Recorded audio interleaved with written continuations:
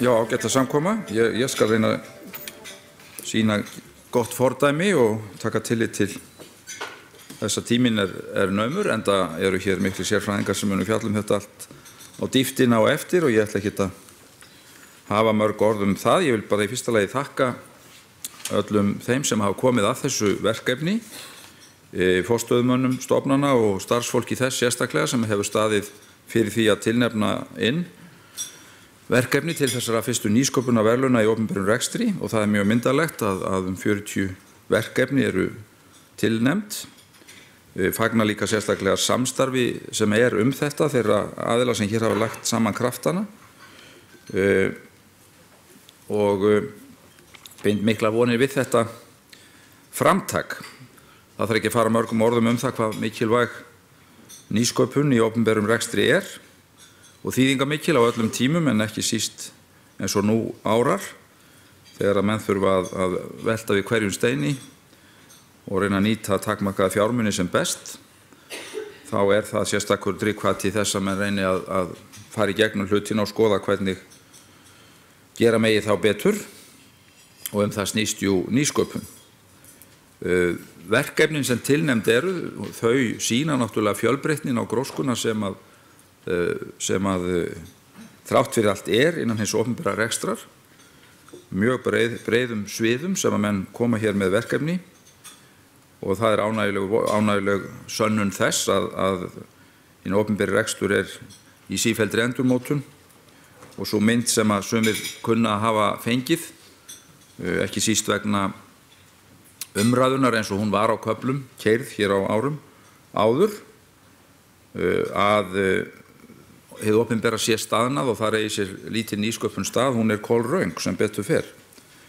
Og þetta mjög mikilvægt að draga fram í dagsljósið. Fyrsta lagi eiga nú allir að njóta sannmælis fyrir það sem þeir eru að gera vel, en í öðru lagi það mjög skaðlegt fyrir hinn opinbera rekstur ef að búin til af honum einhver slík mynd að hann sé staðnaður og alltaf á eftir í nýjungum og nýsköpun af hvaða tagi sem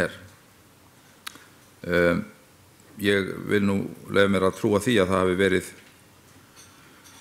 það hafi verið nánast pólitík á ákveðnum tímum að tala þannig hinn opinbera rekstur þannig að hann stæði veikt af víu og lægi vel við höggi ef svo má orðið komast og kannski hafa þeir sem að honum hafa staðið eða borið á honum ábyrgð, bæði þeir sem hafa verið í mínum sporum og fyrir hönd ráðuneyta en líka þá þeir sem koma fram fyrir hönd opinbers rekstrar, láti berja sig of mikið niður og teki fyrir umræðu þegjandi að opinberi reksturinn væri að þessu leyti eitthvað á eftir og lakari en einkarekstur. Sem ég sé enga ástæðu til að ætla og þessu átaki meðal annars ætlað að vera lið í þessu að hinn opinberi rekstur sæki fram hvað þetta varðar. Og þannig þarf það alltaf að vera hjá manninum. Ég held að hafi nú fylgt honum alveg frá því hann asnaðist niður úr trjánum á sínum tíma. Hann alltaf að brasa við eitthvað nýtt og þannig verður þróun. Og það gildir þetta svið eins og öll önnur.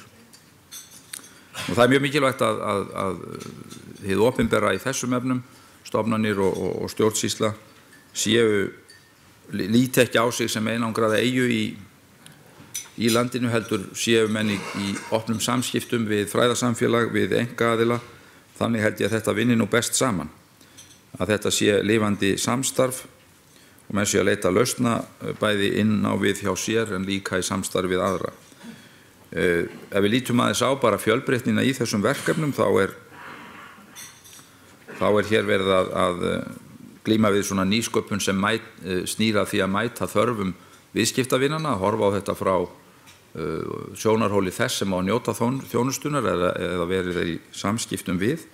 Það eru verkefni sem að eðlilega málsins samkvæmt snúa að möguleikum í þráðlausum eða rafrænum lausnum. Það viðamikið svið þar sem að þarf að vinna miklu meira hjá hinu opinbera. Þar höfum við kannski ekki náð að fylgja þróuninni eins vel undanfarin ár og æskilegt hefði verið. Á köflum var Ísland framarlega framarlega á því sviði en svo hefur kannski heldur hallað á. Og það þetta fjölmargt sem snýr að skipulagi og stjórnun og hvernig menn byggja þá hluti alla upp, gæðamálin, gæðastjórnun og hagkvæmni í því tilliti, kennslu, aðferðir, vinnuþættirnir, tækniþróunin almennt, mannauðsmálin, menntamálin, allt snýr þetta að nýsköpun á mismunandi sviðum. Nú það lögð á þetta áhersla af hálfu núverandi stjórnvalda, við höfum reynt að ýta á þessi verkefni og sérstakur starfshópur fór af stað í haust með fulltrúum ráðuneyta og forstöðumanna að reyna að setja fram svona heildstæða stefnu nýsköpun í ríkisrekstrinum. Það sem lögð væri áherslu á ákveðin grunngildi sem að sá rekstur eigi að byggja á, að hann sé traustur, hann njóti trausts, það sé sýnd ítrasta ábyrgð í meðferð opinberra fjármuna og það sé viðhaft gagnsæi og opin vinnubrögð eins og kostur og það þarf að leggja þá áherslu á svona lykilþættina sem að þessu tengjast, skipulagsmálin, stjórnunarhættina, mannauðsmálin og árangursríka mannauðsstjórnun og árangursmiðaða mannauðsstjórnun og þetta sem ég nefndi með gagnsæið og upplýsingagjöf og það snýr líka hlutum eins og gagnsæi í innkaupum. Það einn þáttur hins opinberra rekstrar sem auðvitað sífellt undir smásjá, það eru innkaup sem eru stór og hafa mikið vægi, geta skipt miklu í nýsköpun líka, rétt að málum staðið og þannig reynt að hlúa að nýsköpun og nýjum lausnum meðal annars í gegnum afl ríkisins og hins opinberra sem innkaupanda. Og síðan auðvitað verið að endurskipuleggja samstarf á ýmsum sviðum. Þá ég ekki bara að tala sameiningu ráðuneyta eða stofnana, heldur líka áherslur í tekið atvinnumálum, byggðamálum, sóknaráætlun 2020. Þar verið að reyna að leggja niður áætlanir fyrir framtíðina, klasa vinna á sviðum eða í klösum, samanber til dæmis það klasasamstarf sem nú verið að byggja upp á sviði orku og umhverfismála, velferðarmála og menntamála og fleira. Nú ég nefndi áðan mikilvægi samstarfs við fjölmarga aðila á þessum sviðum og það einmitt ánægjulegt að hér er háskólasamfélagi, félag forstöðumanna, Rannís og svo framvegis í góðu samstarfi sem getur verið mjög gefandi í þessum efnum, nýsköpunarmiðstöðin og ráðuneyti.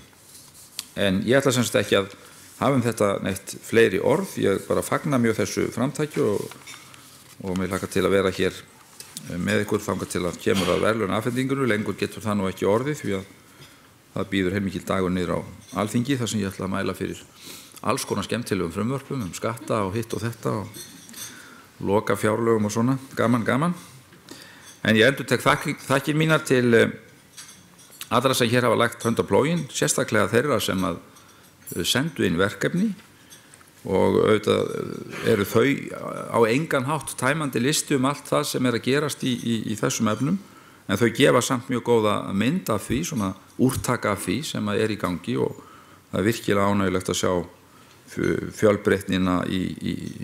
sem þar birtist. Og ég vona að þetta gefi svo bara að lokum réttu skilaboðin til allra, ekki síst starfsmanna og tilvonandi starfsmanna hins opinbera, því það náttúrulega ákaflega mikilvægt að sú mynd sem að birtist af hinum opinbera rekstri, af hinum opinbera sem vinnuveitanda, að hún sé aðlaðandi, að hún verki hvetjandi fyrir ungt fólk til að